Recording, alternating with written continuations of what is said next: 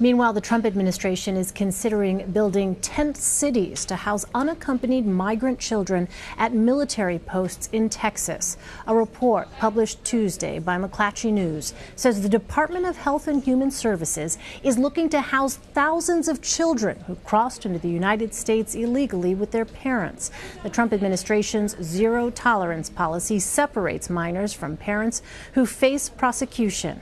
Franco Ordonez is the author of that piece. He is White House correspondent for McClatchy News and the co-host of McClatchy's Majority Minority podcast. All right, Franco, first of all, can you explain this concept of what a tent city is and what these potential tent cities at military installations might look like?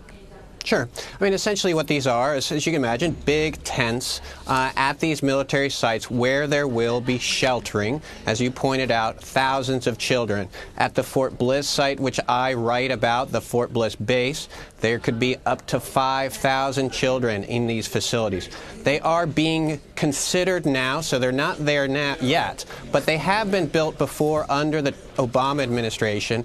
And in that case, there was kind of like these sea of white tents. There were many of them. They had beds. They had recreational facilities. Some had soccer fields built next door, next to the tents. The kids were giving clothes, food, but they're still tent facilities. And as you can imagine, in El Paso, it would be extremely hot and very potential for uncomfortable conditions for a bunch of kids. Well, you write that HHS is responsible for more than 11,000 unaccompanied migrant children and that shelters are about 95% full. Can you describe the conditions of shelters now and how building tent cities would affect that? Yeah, there's the shelters that exist now are very controversial. There was a report very recently that found about 150 safety violations in facilities in Texas. That was a state report. Those concerns included sexually transmitted diseases. Now, if you ask some of these facilities, they say the facilities are wonderful places. They have school equipment, recreational facilities. They have games, etc. Some have Zumba classes, but really these are facilities that have a very difficult record of experience. Well, what happens to unaccompanied children, Franco, who enter the country illegally and then end up in these shelters? What happens is they come to the border. Oftentimes they turn themselves in, plead for asylum. They are brought to a temporary detention center, and then they're either brought over to a shelter, some of these child shelters that are about 100 across the country. In the future, they may go to these tents, or they're provided to a sponsor family. Sometimes that's actually a parent who is in the country already that had sent for the child.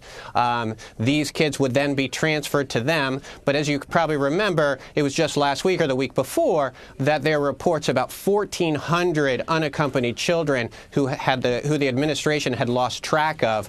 In response to that, the Trump administration promised that they're going to be vetting these sponsors more actively. I reported this week as well that they're going to be fingerprinting some of these parents. The significance of that is that some of these parents may not come forward anymore out of their own fear. That would lead to more kids being in detention.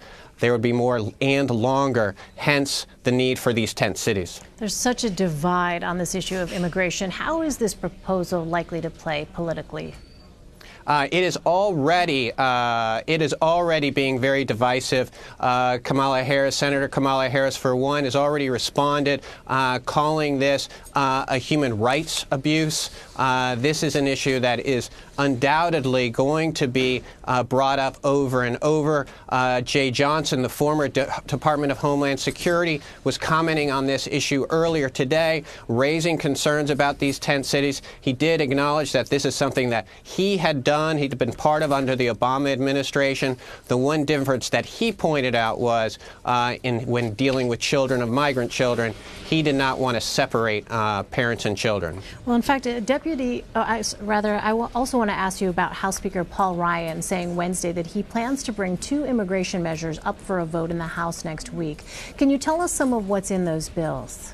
Yeah. So he has two bills that are being considered. One is the hardline bill that's called the Good Lot bill, after the congressman who introduced the bill. Another more moderate proposal that is supposed to kind of bring back over moderate Republicans, Democrats, or that's the hope. The hardline bill, as you can imagine, is a hardline measure, very tough on enforcement, requires employers to check the immigration status of new hires, for example, clamps down on sanctuary cities. The moderate proposal, however, is also pretty tough. It does offer a path to citizenship, an eventual path to citizenship for dreamers, the children who are brought to the country illegally as kids.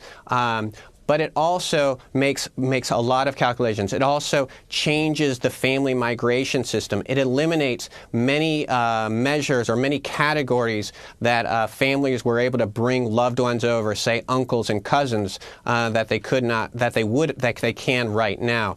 That would be a dramatic change to our family migration system, our immigration system, and a lot of Democrats there's no question that they're going to fight that. Yeah, absolutely. This could have major implications for the way in which this country chooses to admit immigrants in the U.S. Absolutely. Franco Ordonez, thank you so much, Franco.